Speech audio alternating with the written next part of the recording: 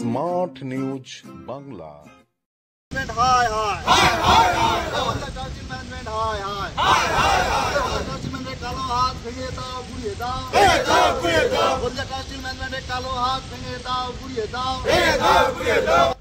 হলদিয়ার দুর্গাচকে টাটা স্টিল কারখানার গেটের সামনে শ্রমিক অসন্তোষ।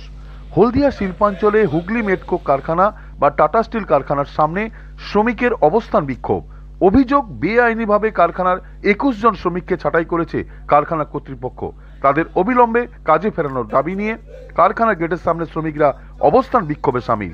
গোলায় প্লাকার্ড ঝুলিয়ে সকাল থেকে কারখানার গেটের সামনে শ্রমিক বিক্ষোভে সামিল হলো সেই ছাঁটাই হওয়া 21 জন শ্রমিক।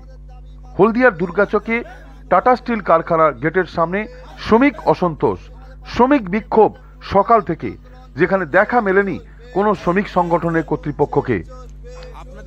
দুষ্টা পরিবার আজকে আমাদের পথে আমরা নামতে বাধ্য হয়েছি, কারণ আমাদের বিগত প্রায় 5 বছর 6 বছর ধরে আমাদের রানিং কাজ 2019 সালে আমরা ঢুকেছিলাম।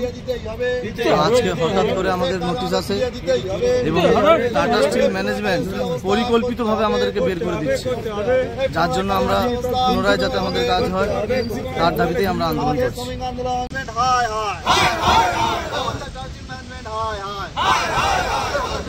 কালো হাত ভেঙে দাও, গুড়িয়ে দাও, কালো হাত ভেঙে দাও, গুড়িয়ে দাও। আমাদের আন্দোলন চলছে, চলবে, আমাদের আন্দোলন চলছে,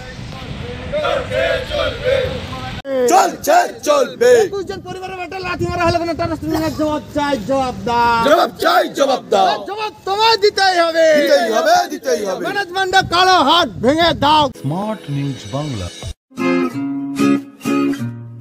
স্মার্ট নিউজ বাংলা।